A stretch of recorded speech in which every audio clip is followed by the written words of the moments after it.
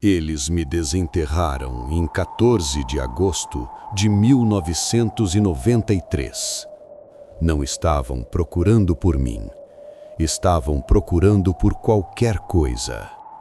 A equipe do Dr. Almeida escavava um túmulo pré-colombiano no norte do Chile. Profundidade 3,2 metros. Idade estimada do sítio 1.200 anos. Eles esperavam cerâmicas, tecidos, talvez um esqueleto indígena. Quando a pá atingiu meu caixão de madeira petrificada, o som foi diferente. Não era o som seco da terra compactada, era o som oco do vazio protegido. Ao abrirem a tampa, a primeira coisa que viram não foram meus ossos, foram meus cabelos, loiros, intactos, embrulhados em um tecido que não existia nas Américas antes de Colombo. Esta é minha história, a história do corpo no lugar errado, a história da múmia que não deveria estar aqui e da verdade que ninguém, nem eu, compreende completamente. O relatório forense inicial listou as anomalias como observações. Anomalia 1. A datação. Meus tecidos foram datados por carbono 14, 1150 anos mais ou menos 50. O túmulo, mesma data, mas meu DNA mitocondrial não correspondia a nenhuma linhagem nativa das Américas. Correspondia a haplogrupos encontrados no norte da Europa. Anomalia 2. O tratamento. Minha preservação não era natural, era técnica. Órgãos removidos através de uma incisão de 7 centímetros abaixo da costela esquerda. Cavidades preenchidas com mirra e cinzas de carvalho. Técnica idêntica à mumificação egípcia do terceiro período intermediário. Anomalia 3. Os artefatos. Enterrada comigo uma moeda, não de ouro, mas de uma liga de cobre e estanho desconhecida. Um lado mostrava uma espiral tripla, o outro uma constelação que não corresponde a nenhum mapeamento celeste conhecido. Anomalia 4. A causa da morte. Fratura por estilhaçamento na clavícula direita. Fragmentos de obsidiana embutidos no osso, pontas de flecha.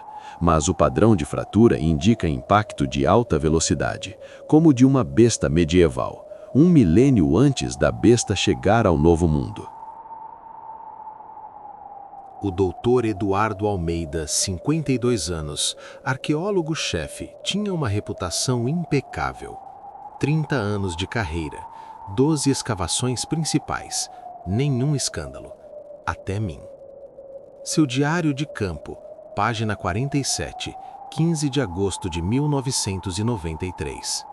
Encontramos o corpo às 14h30. O cabelo foi o primeiro choque.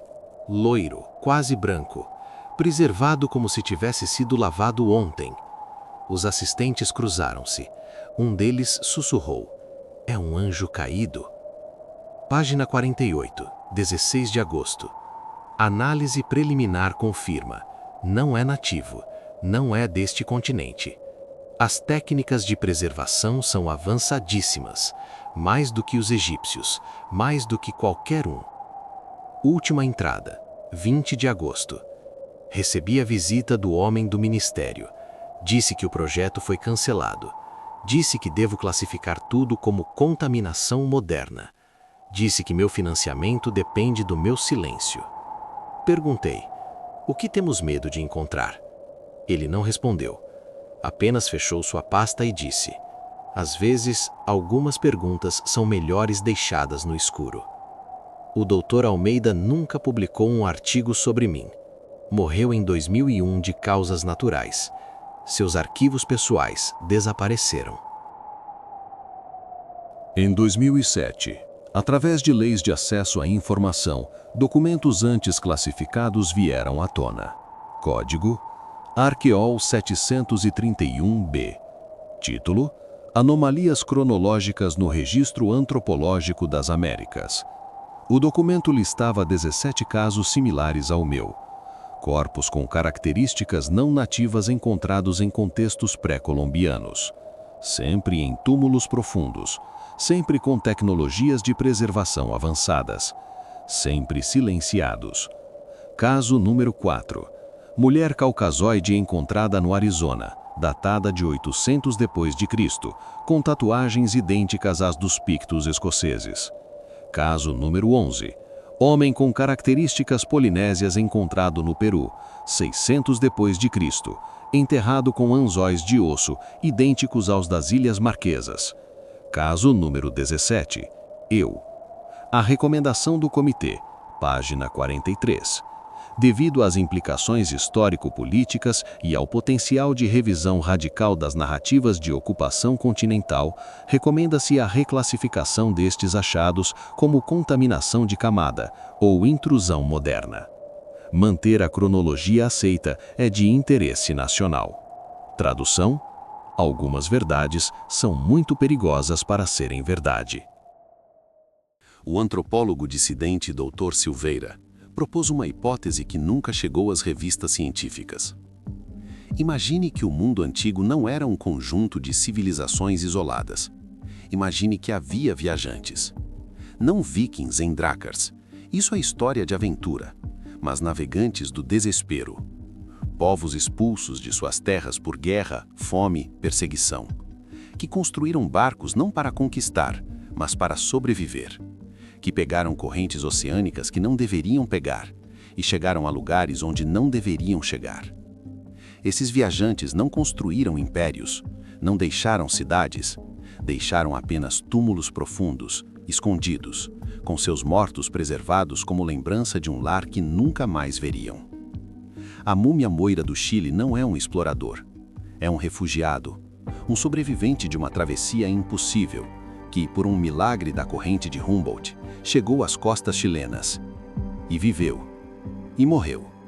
E foi enterrado com a única moeda que trouxe de um mundo que a história oficial diz que não existia. Em 2015, uma equipe independente decidiu testar a possibilidade. Construíram uma jangada usando apenas tecnologias disponíveis no ano 800. Madeira de balsa, cordas de fibra natural, vela de algodão. Partiram do sul do Marrocos, seguindo a corrente das Canárias. O resultado foi documentado no relatório Projeto Travessia Silenciosa. Dia 1 a 20, navegação estável. Dia 21 a 45, correntes os levaram para o oeste mais rápido que o previsto. Dia 46, avistaram terra, as ilhas de Cabo Verde. Dia 47 a 67, a corrente do Atlântico Sul os pegou. Dia 68, calculam que estão na latitude do Brasil. Dia 89, chegam à costa da Bahia. Duração total, 89 dias. Possível? Sim. Provável? As chances eram de 1 em 200 de sobreviver à travessia. Mas, se 200 grupos tentassem, um chegava. Nota importante: este experimento demonstra possibilidade teórica, não prova eventos históricos. A história oficial permanece a narrativa aceita. O líder da expedição anotou: provamos que era possível, não que aconteceu, mas que era possível. E se era possível, por que assumimos que não aconteceu? Eu não estou mais no Museu de Santiago. Fui transferida em 1995 para Estudos Avançados. O registro diz: empréstimo temporário para uma prestigiosa universidade norte-americana. Mas os arquivos dessa instituição não mostram entrada. O curador que assinou a transferência, Dr. Mendoza, aposentou-se abruptamente em 1996. Mudou-se para a Nova Zelândia. Recusou todos os pedidos de entrevista. Em 2010, um funcionário anônimo do museu falou a um podcast obscuro. À noite da transferência, vieram 3 homens. Não eram acadêmicos. Usavam ternos escuros. Trouxeram sua própria caixa climatizada. Assinaram os papéis com nomes que depois descobri serem falsos. Levaram a múmia e nunca mais a devolveram. Onde estou agora? provavelmente em um depósito governamental ou em uma coleção privada, ou destruída, porque algumas evidências são tão inconvenientes que deixam de ser evidências. Meu caso não é único, apenas o mais documentado. Na China, em 1991, encontraram as múmias de Tarim, corpos caucasoides perfeitamente preservados no deserto de Taklamakan, datados de 1800 a.C., vestidos com tecidos de lã com padrões célticos. A explicação oficial: migrações desconhecidas. Na Rússia, nas montanhas Altai, a princesa de Ukok, tatuagens intrincadas idênticas às dos Pictos, enterrada com espelhos de bronze de fabricação romana, em plena Sibéria do século V a.C. No Japão, os Jomon de Ainu, com características caucasoides e tecnologia de cerâmica avançada, desaparecidos dos livros didáticos na década de 1970. O padrão é sempre o mesmo: descoberta, análise, anomalia, silêncio, desaparecimento. Como se houvesse uma força ativa reescrevendo o passado, apagando os erros da história. Por que nos assusta tanto a ideia de viajantes antigos? Por que preferimos acreditar em continentes isolados do que em oceanos cruzados? Talvez porque nossa visão da história seja fundamentalmente política. As narrativas nacionais dependem de origens puras, isoladas, autóctones. Aceitar que sempre houve mistura, viagem, contato, é aceitar que as fronteiras são ficções recentes, que as identidades são fluidas, que o outro sempre esteve entre nós. Minha existência não é apenas um problema arqueológico, é um problema filosófico. Sou a prova material de que o mundo antigo era maior, mais conectado, mais complexo do que nossos livros admitem. E talvez essa seja a verdade mais perigosa. Não é que eu não deveria estar aqui, é que nossa versão da história não deveria ser tão pequena. Então aqui está meu legado. Não um esqueleto em um museu, mas uma pergunta em um arquivo fechado. O Dr. Almeida morreu sem respostas. Seu diário foi queimado por sua família, por medo de repercussões. O sítio arqueológico foi coberto de novo, transformado em pastagem. O órgão governamental que ordenou o silêncio não existe mais, mas eu ainda existo, em algum lugar, guardando meus segredos em meus cabelos loiros preservados, em minha clavícula quebrada, em minha moeda de constelação impossível. E talvez esse seja o destino de todas as verdades inconvenientes, não serem destruídas, apenas esquecidas, enterradas em depósitos, classificadas em pastas, silenciadas em reuniões de comitê, até que alguém como você comece a fazer as perguntas erradas.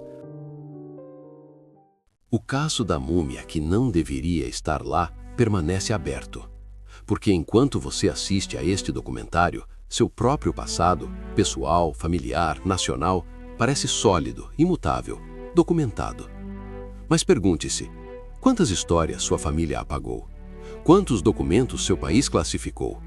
Quantas evidências o consenso científico ignorou porque não se encaixavam? Se você acredita que perguntas como estas merecem ser feitas, continue investigando comigo. Talvez não seja sobre uma múmia no Chile, talvez seja sobre todas as múmias que nunca encontramos, todos os viajantes que nunca registramos, todas as histórias que escolhemos não contar. E então questiono: você já olhou para um mapa antigo e sentiu que faltavam continentes? Já leu uma história oficial e sentiu que faltavam capítulos? Já olhou para seu próprio rosto no espelho e se perguntou quantas jornadas impossíveis estão escritas em seu DNA? Deixe sua teoria nos comentários. Para onde viajou a múmia loira? Por que seus descobridores foram silenciados? Quantas outras evidências estão escondidas em arquivos classificados? E se você acredita que algumas perguntas devem ser feitas, mesmo quando as respostas ameaçam tudo o que pensamos saber, inscreva-se no Arquivo Secreto, porque o próximo mistério já está a caminho. O próximo arquivo já está aberto.